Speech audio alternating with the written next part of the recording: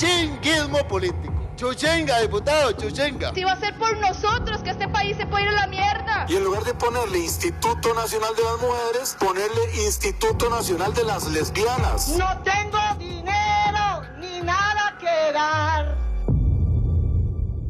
Delfino.cr presenta Curul en llamas, cubriendo y sufriendo la Asamblea Legislativa, porque alguien tiene que hacerlo. Hola queridos seguidores y suscriptores de Delfino.cr, bienvenidos a un nuevo programa de Curul en llamas, el podcast semanal donde les comentamos los temas más relevantes del acontecer de la Asamblea Legislativa.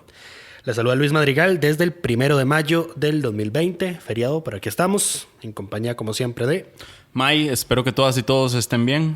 Disculpas de antemano por la ausencia del programa de la semana pasada. Situaciones fuera de nuestro control lo hicieron imposible. Problemas de traslado y técnicos nos imposibilitaron grabar el programa, pero aquí estamos de vuelta. Aquí estamos. Entonces, hoy vamos a hablar brevemente de esos temas de la semana pasada que no pudimos abarcar, pero naturalmente vamos a hablar principalmente del 1 de mayo y lo que pasó hoy en la Asamblea Legislativa. Repasemos la agenda del día. Vamos a hablar de los acontecimientos de hoy, de la elección del directorio del 1 de mayo. Vamos a hablar del proyecto de ley de usura que está en la sala constitucional.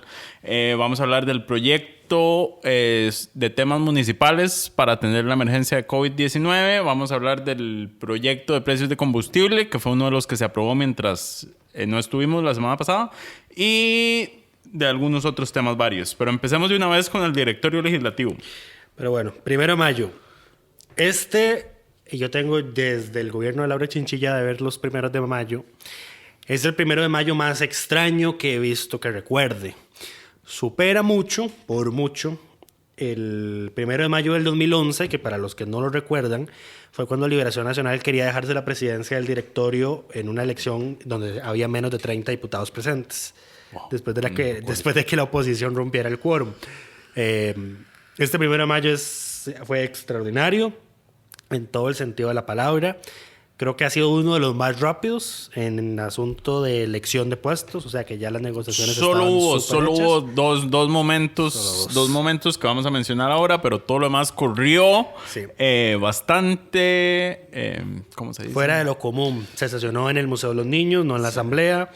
La prensa no podía entrar al recinto. No tenía acceso, tenía que pedir permiso para hacer entrevistas cortas a los diputados. Sí. Y bueno, lo bueno de esas entrevistas cortas es que dieron declaraciones bastante interesantes. Pero bueno, ¿qué podemos decirles? Ya está el directorio conformado. Don Eduardo Cruikshank-Smith es el nuevo presidente de la Asamblea Legislativa. El primer costarricense afrodescendiente que asume la presidencia de uno de los supremos poderes de la República.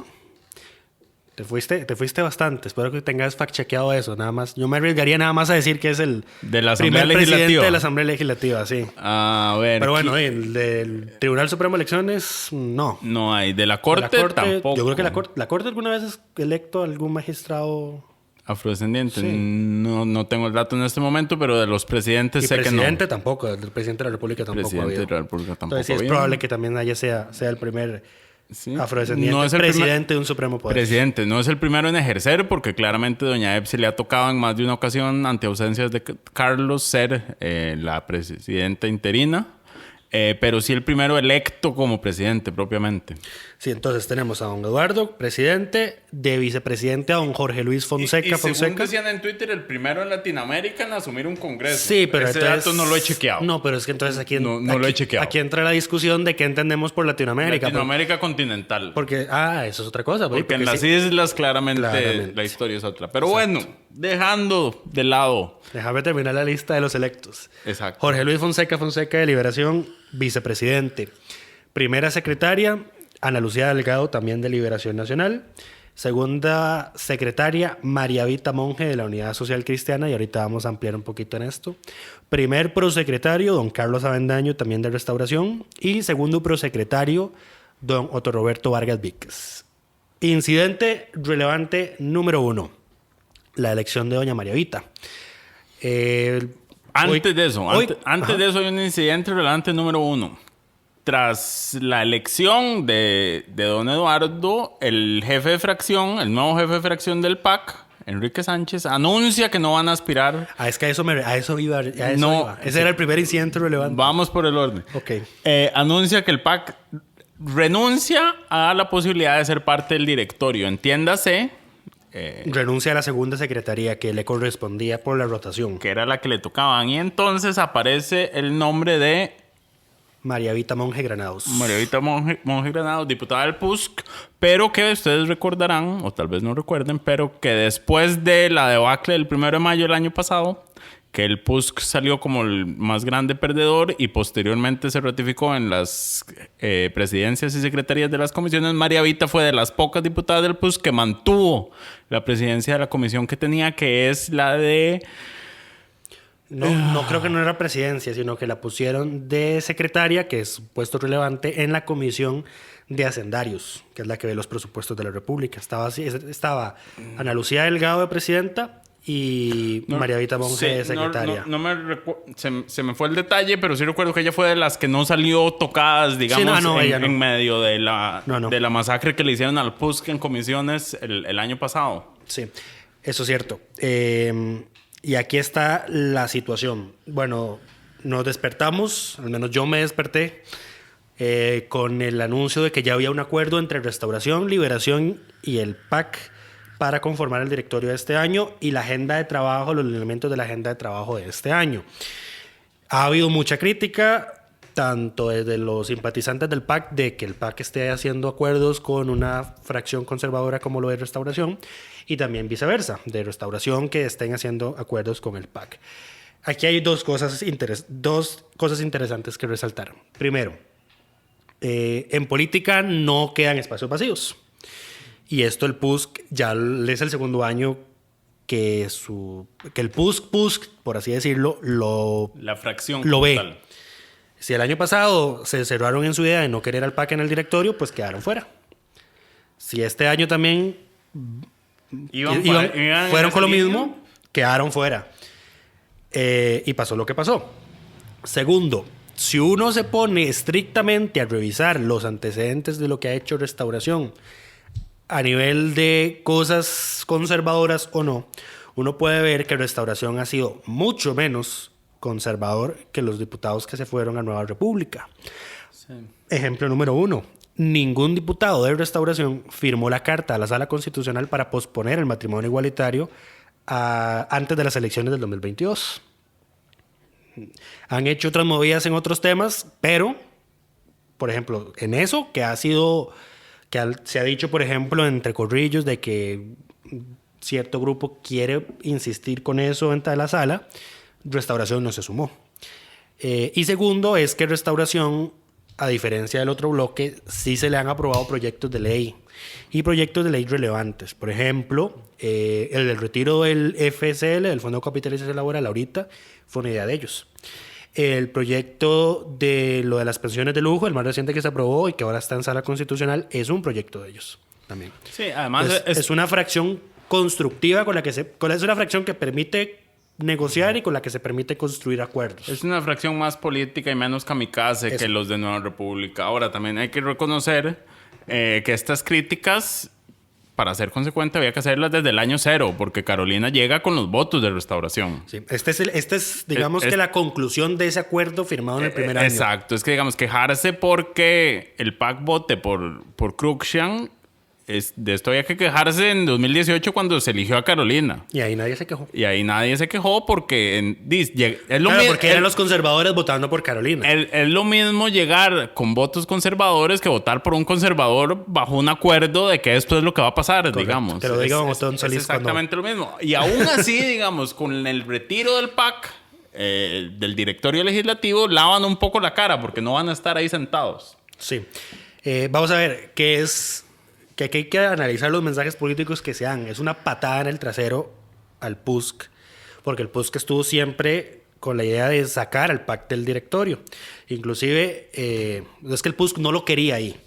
El PUSC no quería el PAC en el directorio. Y no va a estar, pero no por ellos. Pero don Pablo Heriberto camuflaba ese no quiero el PAC en el directorio con el mensaje de el PAC debe ceder su puesto Y el PAC lo hizo, pero se lo cedió a una diputada que no es del PUSC, sino que es María Vita Monge, que si ustedes nos devolvemos a los antecedentes, es una diputada que apoya el plan fiscal, que es muy cercana al gobierno, al ejecutivo, que es muy cercana a la fracción legislativa del PAC, y que es una diputada mucho menos conservadora y, como vos dijiste, kamikaze en el PUSC respecto que los demás compañeros. Entonces, patada en el trasero, patada en el hígado, le cayó muy mal a don Pablo Heriberto eso, y eso explica la reacción que tuvo hoy. ¿Cuál fue la reacción que tuvo? Don Pablo Heriberto, ya después de que perdió la elección y de que doña María Vita fue electa gracias a que el PAC se diera su puesto, salió a decir de que 4 diputados en su fracción negociaron por debajo de la mesa con el PAC para que doña María Vita resultara electa. Que eso, por ende, no estuvo... no fue lo que se había acordado en la fracción de la unidad para lo que se iba a hacer este 1 de mayo, que estaba valorando solicitar que se salieran de la fracción, que renunciaran o que los echaran, como pasó con Gonzalo Ramírez y don Abelino Esquivel en Renovación Costarricense, y que los iba a denunciar en el Tribunal de Ética del partido.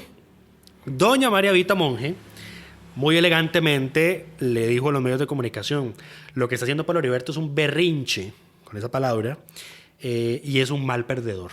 Sí, y a ver, ya el incidente con la modelo mexicana de don Pablo Heriberto nos había enseñado que cuando él no tiene lo que quiere, sale con un berrinche de niño mimado. Sí. Será por crecer con tanta plata, digamos, pero es que Pablo Heriberto calza en ese estereotipo de: si no me dan lo que quiero, me pongo berrinchudo. ¿Qué problema? Porque vamos a ver, y este evento nos lo confirma. Sí, es muy lamentable porque vamos a ver si... Eso es lo mismo que le pasa a doña María Inés. O sea, si nosotros nos remontamos a la María Inés Solís, que había en la discusión del plan fiscal, era una diputada sumamente seria, que incluso tenía el apoyo popular porque quería meterle impuesto a las cooperativas. Pero ya todo eso se olvidó por la forma en la que ha hecho ahora su gestión política. Es lo mismo que con Pablo Heriberto. Pablo Heriberto es uno de los diputados con la mayor cantidad de leyes que ha presentado y que se las han aprobado, inclusive en tiempo récord. Ha tenido buenas pero iniciativas. Su gestión de control político es lo que lo jode. Se lo come la inteligencia emocional, diríamos nosotros los psicólogos. Pero bueno, el punto... Bueno, y en reconocimiento a no solo al nombramiento, sino a decirle a Pablo Heriberto las cosas como son frente a los medios de comunicación, le damos el reconocimiento de diputada de la semana a María Vita Monge, a quien le deseamos mucha suerte en esa gestión que claramente tuvo roncha en su fracción. Bueno, Pablo Heriberto dijo: la fracción está quebrada. Sale. Y él acusa, dice que hay 4 diputados que son los que rompen ese acuerdo de fracción, pero según nuestras fuentes consultadas hoy al respecto, no son 4. O sea, si incluimos a María Vita, serían a lo sumo 3. Sí. Y si vamos a decir los nombres, sería Óscar Cascante y don Erwin Macís. Pero ¿qué es lo que hay detrás de esto? Porque este tema es más grande que solo el berrinche de Pablo Heriberto, claro, y la elección de María Vita. Dicen nuestras fuentes que lo que Pablo Heriberto dice, que esto no era un acuerdo, que no es lo que se acordó en la fracción de la unidad del 1 de mayo, es mentira. Porque dicen que cuando la fracción del PUSC se reunió para decidir lo que iban a hacer el 1 de mayo, el acuerdo fue: si Pablo Heriberto Abarca pierde la presidencia, como era muy probable que pasara y pasó, se va a apoyar a María Vita Monge para secretaria del directorio. ¿Por qué? Porque desde el año pasado el PAC ya había dicho que estaba dispuesto a ceder su puesto en el directorio a María Vita específicamente. Y María Vita quería el puesto. Entonces, acá entraron don Erwin Macís y don Óscar Mauricio Cascante a esa negociación con el PAC para nombrar a María Vita. Y entonces ellos salen del directorio, que a María Vita se le cumple esa, y a cambio al PAC se le dan presidencias de comisiones. ¿Cuáles comisiones? Las que son de interés de los diputados de ellos, que son ambiente, derechos humanos, agropecuarios, y también se está hablando de una nueva comisión que se va a conformar, que es una comisión especial para ver solo los proyectos de COVID-19, los relacionados a la pandemia. Cuando volvamos a tener comisiones. Ahora, en medio de todo esto hay que decir que en medio de un 1 de mayo tranquilo y que iba fluyendo, la reacción de Pablo Heriberto convierte al PUSC por segundo año consecutivo en el gran perdedor del 1 de mayo. Si es que ni siquiera se le puede decir, digamos, que ganó algo por el hecho de nombrar a María Vita. Es como decir que el que que el que Franji Nicolás gane algo implica que Liberación Nacional ganó algo, no, más bien todo lo contrario. No, pero incluso, digamos, si Pablo Heriberto no reacciona como reacciona, la fracción del PUSC hubiera quedado ante la imagen pública como cohesionada. Cohesionada y ganadora en este 1 de mayo porque recupera un asiento que no tenía Claro. en el pasado directorio. Y la situación se empeora con lo siguiente, porque volvamos a los mensajes políticos. Pablo Heriberto Abarca se autonominó a la presidencia de la Asamblea Legislativa. Nadie se paró a hablar. Nadie, ninguno de sus compañeros ni ningún otro diputado se fue al podio que estaba en la mesa, en el escenario del Museo a postularlo. Nadie elogió sus cualidades, nadie dijo Pablo Heriberto puede ser presidente por esto y por esto, contrario a lo que pasó con María Vita, que fue Erwin Macís el que la postuló para la segunda secretaría. Exacto, y esto es importante porque realmente si uno lo piensa, a Pablo Heriberto lo que hicieron fue dejarlo postularse sabiendo que iba a perder. Y lo endulzaron creyendo que tenía alguna posibilidad que nunca tuvo. Y acá otra situación graciosa o interesante. Para los que siguen mucho el mundo político, habrán visto que antes de en el transcurso de esta semana, salió una noticia en pulso.cr que decía que había 8 diputados de Liberación que estaban negociando darle el apoyo a Pablo Heriberto. No negociando con Pablo Heriberto, eso lo dejó muy claro él, sino negociando darle el apoyo a Pablo Heriberto. Entonces uno ya se podía esperar que hoy podría haber algún tipo de traición a los acuerdos del 1 de mayo y pasó en la fracción que posiblemente menos esperaba. Sí, pero bueno, como dije, la forma de reaccionar de Pablo Heriberto deja a un PUSC maltrecho de entrada al 3er año legislativo, lo deja de nuevo como el gran perdedor, digamos, ni siquiera Nueva República, que postuló a Jonathan Prendas para ese puesto que terminó ganando María Vita, sale como un perdedor tan grande como el PUSC. Le tocará rearmarse a la fracción, ver... Y si no, me atrevo a decir que les va a pasar en las próximas elecciones lo mismo que le pasó al Frente Amplio, porque estos pleitos internos, estas rencillas que salen públicas, es lo mismo que le pasó al Frente Amplio cuando tenía 9 diputados y vean en lo que quedó hoy. Y no solo esto, digamos, lo más interesante que deja el 1 de mayo, este 1 de mayo, es lo que va a pasar el próximo 1 de mayo, porque ya ahí no hay acuerdo. Ya PAC, ya PLN y ya Restauración cumplieron, digamos, obtuvieron su año a la cabeza del Congreso. En teoría, originalmente le tocaría al PUSC. La gente del PUSC ha sido enfática en que el acuerdo inicial nunca dijo quién iba, en qué año y demás. Pero claramente la unidad no ha mantenido ninguno de los acuerdos. Los últimos 2 años han hecho oposición y han votado en contra. Entonces ya no hay ningún compromiso de darles a ellos nada. Correcto. Entonces el próximo año va a estar interesante. Va a estar interesante porque además va con la campaña electoral de 2022. Y es común que algún diputado que quiera aspirar a la presidencia quiera lucirse antes de ser candidato o mientras es candidato. No, ser, pero no, eso presidente de la Asamblea. Eso es en el 3er año, porque en el 4º año recordá que ya, aunque no es obligación, recordar lo que le pasó a Toño, que como se hizo candidato y le pidieron que renunciara. Pero él fue muy tonto por renunciar a la diputación. Sí, pero bueno, no es sencillo ser presidente del Congreso y candidato presidencial al mismo tiempo. O sea, si alguno tenía esa expectativa, era este año que tenía que montarse. El próximo año va a ser un año complicado. Ahí teníamos a Pablo Heriberto. Esa era probablemente su carta. Sí. Y probablemente, a ver, no hay nada más sencillo que endulzarle la oreja a un político, porque los más siempre oyen lo que quieren escuchar y se creen lo que quieren creer. Vamos a ver, queridos oyentes, algún día en la historia de este país, o sea, se anunciará muchas cosas que además estaban pasando en el trasfondo de esto, que no podemos decir en micrófonos, pero algún día saldrán y algún día muchas cosas van a tener, muchas cosas de las que pasaron hoy van a tener sentido. Pero bueno, el punto es que y muchas cosas que no van a pasar ya van a tener también mucho sentido. Más allá de lo que pasó este 1 de mayo, la previa al próximo 1 de mayo es realmente interesante en el tema político. Sin embargo, no resta decir que este va a ser un año complicado. Esperemos no tener más diputados independientes, por favor, es demasiado. ¿Por cuántos vamos? Ya tenemos 9 independientes y una doble independiente. Sí, 9 independientes. O sea, ya No. los independientes son del mismo tamaño A que ver, Tusk. como no tuvimos programa la semana pasada, no hemos comentado Que que Ivonne Acuña Ivonne renunció. Acuña renunció a Nueva República y ahora es doblemente independiente. Ve lo que interesante. Don Eduardo Cruikshank hoy dijo que le resentía, que le dolía en su corazón que sus hermanos del Evangelio, entiéndase los de Nueva República, no lo hubieran apoyado con su voto para ser presidente. Pero Ivonne Acuña, ahora doblemente independiente, subió una foto haciéndose el saludo con el codo con Eduardo Cruikshank hoy en la asamblea. Sí, como esas votaciones siguen siendo privadas, no sabemos cómo votó cada uno de los diputados. Eso es también muy importante decirlo porque en una de las votaciones salió un voto para Marinés Solís y en otra votación salió un voto para Paola Vega. Había votos Sí, repartidos. Sí, vamos a ver, eso no significa nada debido al secretismo del voto, que nosotros estamos peleando, recuérdense que no sea así. Esto es muy común que pase en los 1 de mayo para generar rencillas.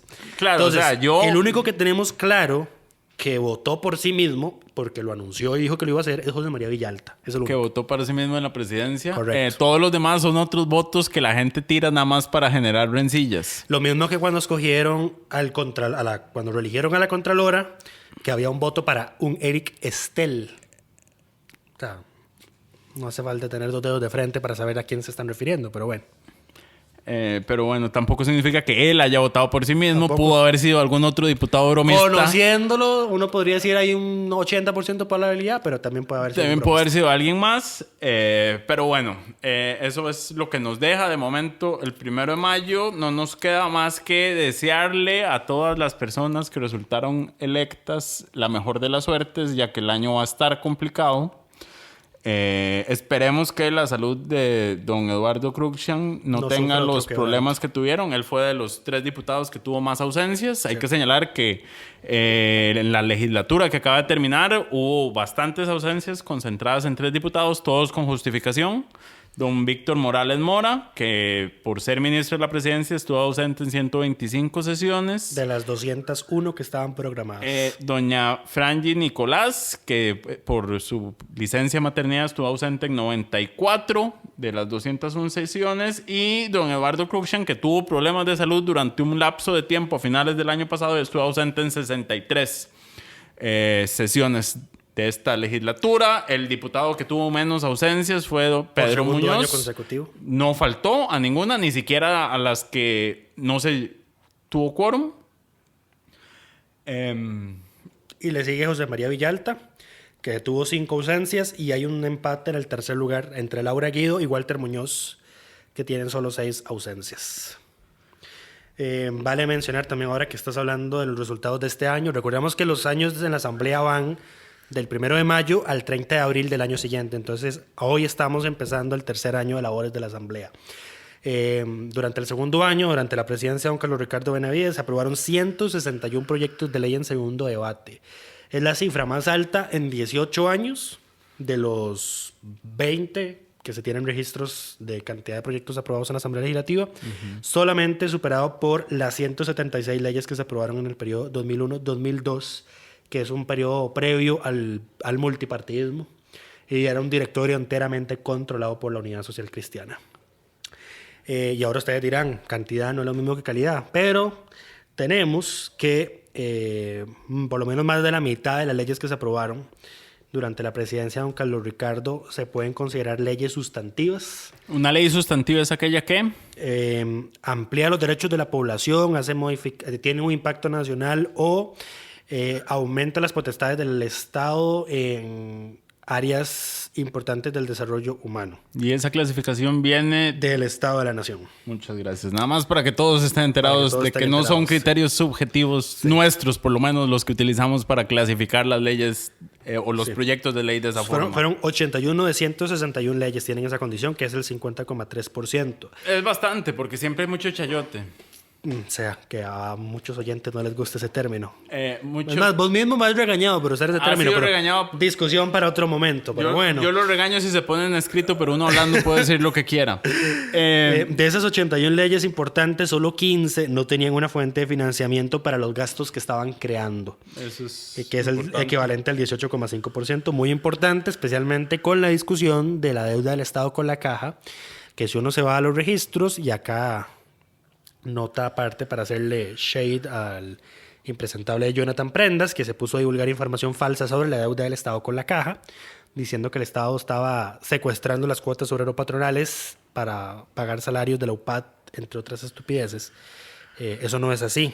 Si uno se va al desglose de la deuda del Estado con la Caja, se va a dar cuenta que buena parte de esa deuda son por obligaciones impuestas por la Asamblea Legislativa que no tienen una fuente de financiamiento. O sea, la Asamblea le dice al Estado, usted tiene que Exacto. darle esta cantidad de dinero a la caja, pero no le dice de dónde va a sacar ese Y aquí viene dinero. otro problema. Todo mundo ahora, todos los diputados, sí, Estado, páguele a la Caja, agarre los préstamos del tren eléctrico y págale a la Caja, pero eso no quita que hay una ley vigente creándole gastos a la Caja, que se los pasa al Estado y que no tienen una fuente de financiamiento.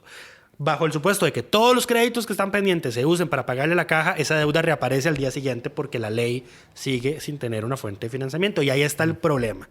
Entonces, en lugar de estarle pidiendo al gobierno que vea a ver cómo hace para pagarle a la Caja, mejor enfoquémonos en cómo hacer para reformar esas leyes para solucionar el problema de una vez por todas. Sí, y para que cuando creamos leyes, o sea, que cuando se crean leyes se les dé el contenido presupuestario que necesitan. Este es un problema recurrente en nuestro país. El Poder Judicial está en una situación similar. Tiene varias leyes que han tenido que postergar reformas procesales importantes. Creo que la agraria está ahí metida, ¿no? La agraria, el nuevo Código de Familia. Hay varias que han tenido que postergar o pedirle a la Asamblea que Y una posterguen. importantísima, la reforma a la jurisdicción contra la corrupción, contra el crimen organizado también. Sí, porque esas requieren, digamos, inversión por parte y gasto por parte del Poder Judicial, que el Poder Judicial en este momento no tiene y que el Estado no tiene cómo financiar.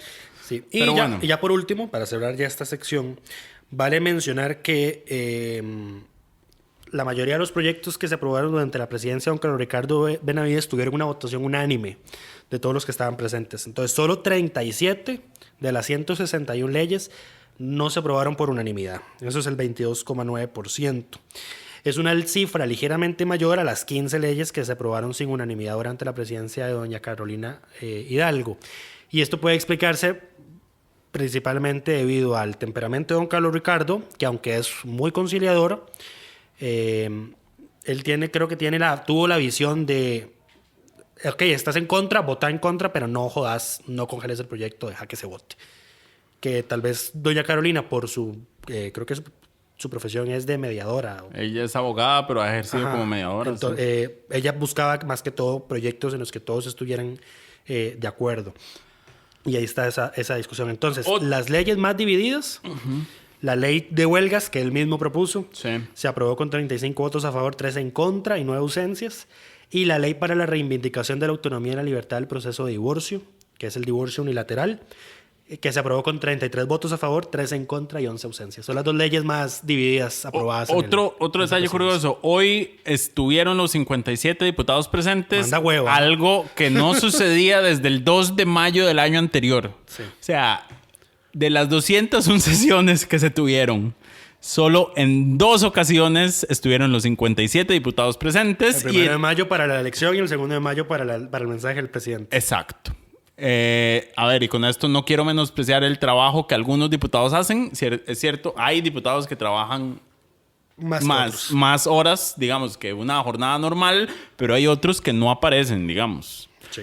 Pero bueno, pasemos al tema. Hay otros descarados que llegan para que los pongan ausentes y luego se van a tomar birritas, por ejemplo. Eso es peor. Pero bueno, pasemos a los proyectos principales que han sido aprobados esta semana. El proyecto de ley De usura. Ley de usura.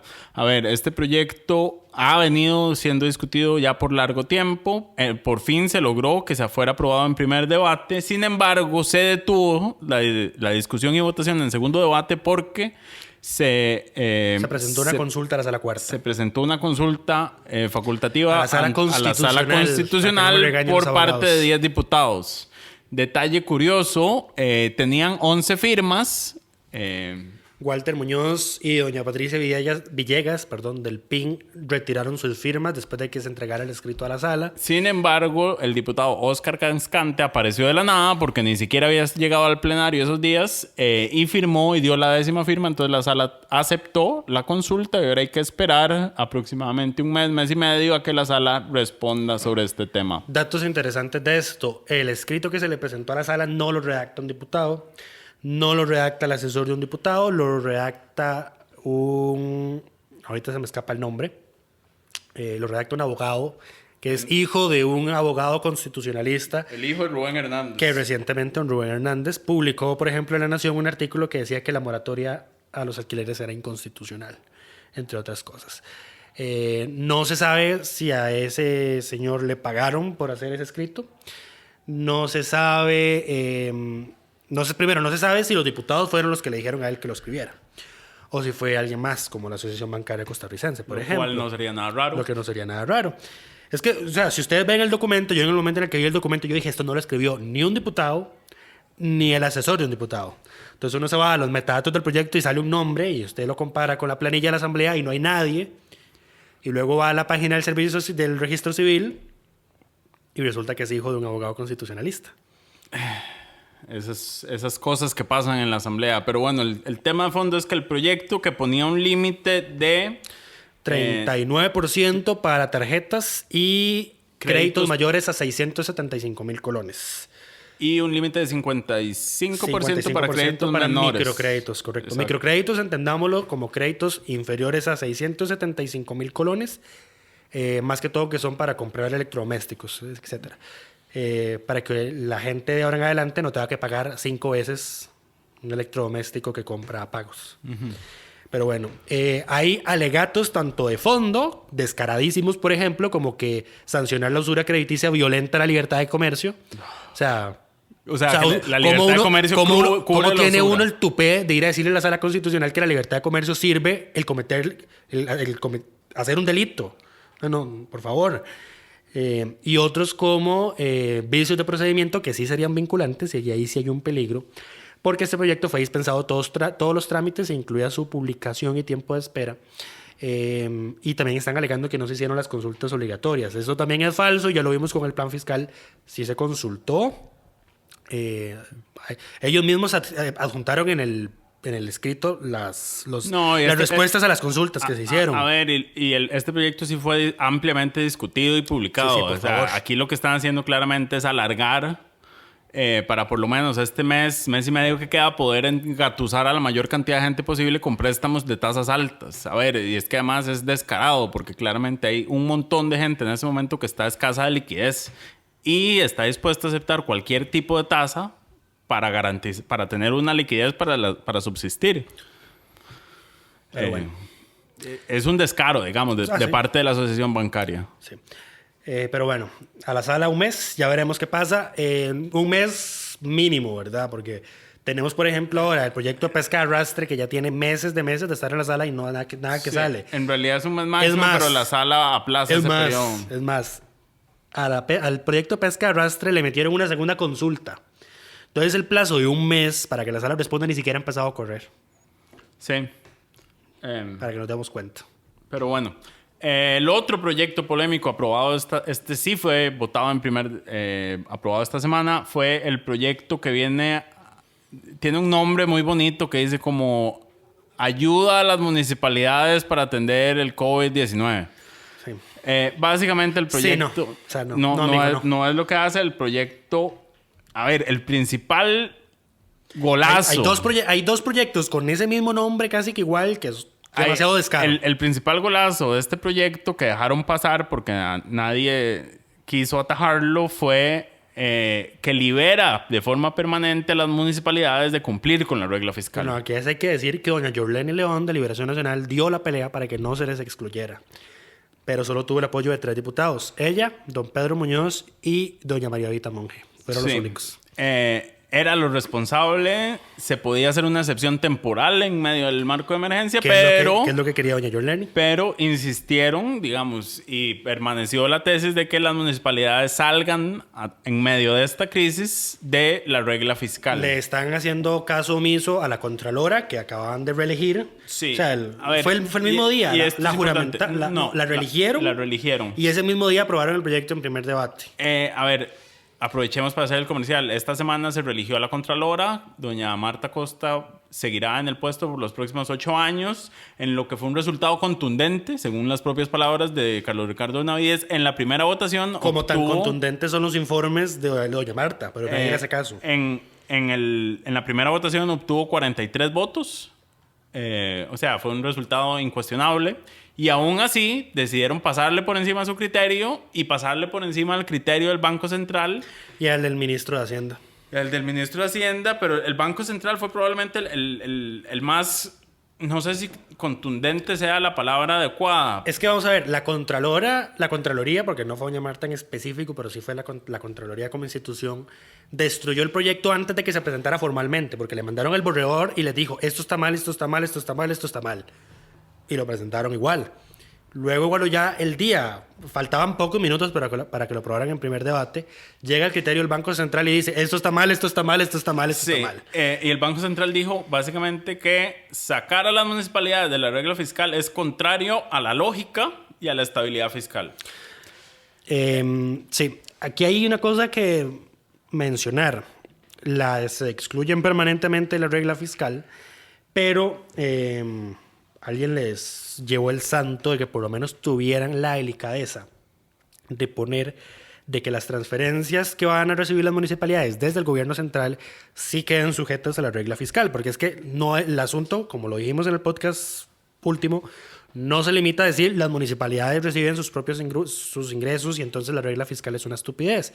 No, las municipalidades también reciben transferencias del gobierno central y además, y aquí está el peligro de que se salgan definitivamente, ante un alcalde irresponsable Que hay muchos. que haga, exacto, porque las municipalidades yo creo que son el mayor foco de corrupción de este país. Es probable. Ante un alcalde irresponsable, con una gestión irresponsable que endeude a esa municipalidad a un punto horrible, más de que el Estado tiene hoy por sí mismo, es el propio gobierno central el que tiene que salir a rescatar a esa municipalidad a asumir sus deudas. Entonces ahí está el problema. Entonces el asunto no es que nunca van a caer en default, en impago, entonces saquémoslas de la regla porque siempre van a ser responsables financieramente. No, el asunto no se resume así, pero bueno. Pero bueno. Por lo menos corrigieron esa cosita. Contra todo criterio. También corrigieron el tema de SICOP. Ya. Pero igual se lo dejaron. No, originalmente estaba el tema de que las municipalidades para contratar en esta emergencia no tuvieran que hacerlas a través de SICOP. Les dejaron la obligación de que se haga por SICOP. Lo que pasa es que tienen, digamos, lo que se le cobra a las instituciones por SICOP se exonera para las municipalidades que están en condición C y D de la clasificación que se hace de municipalidades. Que esa clasificación es la del índice de desarrollo humano, si no me equivoco. No, la del índice de gestión municipal que hace la Contraloría. Ok, sí. ¿Qué más sobre ese tema? Bueno, ya se aprobó un primer debate, no se aprobó un segundo debate porque se mandó en consulta a varias instituciones. Y hablando de municipalidades, los diputados aprobaron en segundo debate, un proyecto que reforma la ley del depósito de Golfito. Y aquí vamos a ver también, señor. Este proyecto lo presentó don Gustavo Viales con una muy buena intención, que era usar el superávit del Judesur, que es la administradora del Depósito Libre Comercial de Golfito, para invertirlo en obras de infraestructura, en arreglos, en pintura del depósito, hacerlo más bonito, más atractivo, más presentable.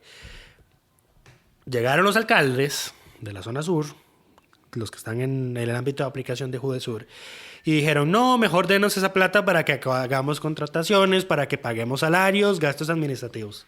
Gasto corriente. Y se lo hicieron. O sea, yo no entiendo cuántas veces hay que decirle a los diputados, porque hay muchos muy inteligentes y lo han dicho mucho tiempo, pero no sé qué les está pasando ahora, que una de las mejores herramientas de reactivación económica es el gasto de capital, el gasto de inversión. Lo que hay que recortar es gasto corriente y les dan plata para que gasten en gastos corrientes. Sí, que es el que infla la deuda. O sea, para pagar salarios de los funcionarios que ya están, pero contrastemos cuánta gente pudo haber tenido un ingreso en la zona sur si esa plata se hubiese usado para obras de infraestructura. Uh-huh. ¿Cuántos pintores, la gente que pinta? ¿Pintores?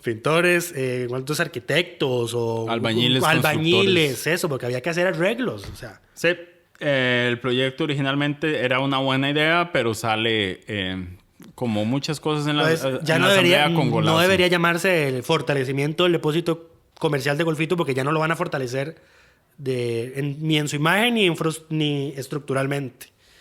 Ahora lo que van a hacer es darle la plata a las municipalidades para que gasten en gasto corriente. Municipalidades que asumen hoy también. Las nuevas municipalidades asumen hoy las autoridades municipales, los Y el alcaldes, alcalde los consejos municipales que asumirán en sesión virtual. No, asumen presencialmente, pero tienen que hacer transmisiones virtuales. Esa es la diferencia. O sea, no puede haber nadie externo ahí. O sea, solo pueden estar los que se van a juramentar, el secretario y nada más. Ya. Ni siquiera puede haber nada de comida, según las órdenes de don Daniel Salas. Sí, ok.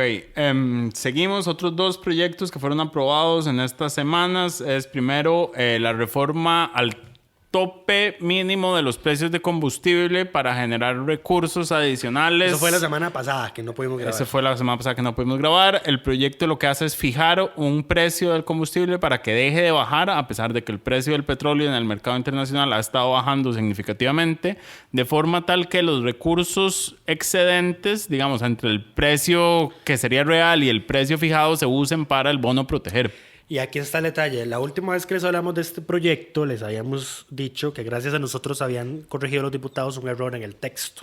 El cual corrigieron, pero... Lo que hacen con una mano lo borran con el codo. Más o menos. Porque... Exoneran, sacaron de la lista Sacaron al diésel. de Ya precios el diésel no controlados contribuye. es el diésel, entonces el diésel deja de contribuir y el diésel representaba como la mitad de los ingresos que iba a generar este proyecto. Y Entonces, además ya... recortaron a la mitad la posible recaudación. Correcto. Y además, no solo eso. No tomaron el mínimo, tomaron un precio inferior. Y anularon la corrección que hicieron gracias a que nosotros les advertimos que lo que estaban haciendo estaba mal. O sea, reconocieron que estaba mal, pero aún así decidieron devolverlo. Porque entonces ya los precios, la última rebaja previa a esta última, que bajó el diésel, no se anuló, sino que se mantuvo. Entonces ese es el nuevo piso, el nuevo precio mínimo a cobrar a los usuarios. Entonces, de los 160,367 trabajadores por 3 meses que se planeaba cubrir con esta ley, solo se va a poder cubrir a 75,656. Eso quiere decir que los diputados le mutilaron al proyecto la capacidad de darle un subsidio a 84,711 personas trabajadoras que se han quedado sin trabajo. En resumen, lo que redujeron se les casi a la suspendieron mitad. su jornada de trabajo o que les redujeron la jornada. Sí, y bueno, recordemos... Y luego es muy fácil estarle diciendo al gobierno por qué no ha aprobado más bonos, ¿verdad? Sí, el gobierno tiene plata para aproximadamente 500,000 personas. Y ya hay más de 500,000 Ya va solicitantes. por 560,000 solicitudes. Entonces, hay que ver. Ayer don Rodrigo Chávez dio una exposición en la que aclaraba que ya hay recursos, digamos, para esto, pero cualquier otra cosa adicional va a requerir recursos adicional. Aún con eso, el déficit se proyecta por encima del 8% del PIB. Desastre. La caída que proyecta de la economía 3,6 del PIB. es 3,6 del PIB, que eso es una caída casi de 5.1 puntos porcentuales, porque la proyección era que íbamos a estar en 2.5 y vamos a caer hasta 3.6. Entonces es una caída de más de 5 puntos porcentuales del PIB. O sea, es Y la un recuperación golpe a la economía. Y la recuperación del 2021, si acaso es... Es demasiado positiva, inclusive. No es que sea positiva, es que ni siquiera cubre la caída que vamos a tener este año. O sea, van a pasar 2 años para que volvamos a tener el PIB que teníamos previos a esta crisis. O sea, no cubre la caída, pero lo que quiero decir es un escenario de recuperación positivo. Ah, sí. Demasiado optimista. Es demasiado optimista para lo que realmente puede suceder. Que salga esa vacuna. Para lo que estamos viendo que evoluciona la situación. Pero bueno, pasando a temas varios, otro proyecto que fue aprobado esta semana o la semana anterior, yo ya no recuerdo, es que se autorice la notificación de órdenes sanitarias de forma digital. Fue esta semana. Ese fue esta semana. Y aquí hay que hacer la aclaración, porque varios medios de comunicación no la hicieron, que no son todas las órdenes sanitarias. Son órdenes sanitarias para personas que sean sospechosas o confirmadas de una enfermedad transmisible de denuncia obligatoria, como lo es COVID-19. Entonces, una persona va ahora, cuando se emite el reglamento de esta ley, va al médico a hacerse la prueba, le hacen la prueba, le dicen, bueno, usted es sospechoso, necesito un correo electrónico suyo para notificarle la orden sanitaria o el resultado cuando esté. Y necesito que me diga todas las personas con las que usted ha tenido contacto en los últimos horas, días, etc. Además del nombre, va a tener que entregarle a ese médico algún medio de contacto, ya sea correo o teléfono, para que el Ministerio de Salud pueda ponerse en contacto con esas personas que tuvieron contacto con usted y se les pueda decir, dependiendo del resultado, usted es una persona altamente sospechosa de haber sido infectada. Entonces hace más fácil la notificación, ya no hay que hacer notificaciones personales porque hoy por hoy, antes de esta ley, si usted se hacía la prueba y se iba para la casa a esperar el resultado, si no se la podían notificar de manera digital, tenía que llegar una persona con todo el traje de seguridad y todos los implementos, carísimo, y una gastadera de recursos y de tiempo y de personal humano, para entregarle la orden sanitaria. Entonces ahora va a ser más ágil. Sí, y para finalizar, el otro proyecto aprobado esta semana es el que prorroga los nombramientos de juntas directivas y órganos de fiscalía de todas las asociaciones, federaciones y confederaciones constituidas al amparo de la ley 218, que es la ley de asociaciones. ¿Ustedes sabían que esa ley es más vieja que nuestra Constitución? Aunque se llame la ley número 218. La promulgó el Congreso Constitucional de Costa Rica, que es previo a la Asamblea Legislativa actual. Okay. Dato de más. Dato curioso del día. Pero bueno, lo que hace esta ley es que extiende por 6 meses todos los nombramientos que se venzan de marzo a diciembre de este año por el tema de que para evitar conglomeraciones de personas. Esto a menos de que el Ministerio de Salud permita hacer esos procesos. La ley contiene la salvedad de que cuando se levanten las restricciones, digamos, si una asociación se le vence su nombramiento en noviembre y para esa fecha ya hay posibilidad de hacer una asamblea, se puede hacer. Correcto. Pero bueno, eso también fue aprobado en segundo debate esta semana y yo creo que con esto terminamos. Esto es todo por esta semana. Y la anterior semana. En la que resumimos 2 semanas movidas en el Congreso. Esperamos que todas y todos estén bien, que estén siguiendo las medidas de seguridad recomendadas por el Ministerio de Salud y nos escuchamos la próxima semana. Hasta pronto. Suscríbase a Delfino Más en delfino.cr y disfrute de todas las entregas de Curul en Llamas y de mucho más contenido en audio. Delfino.cr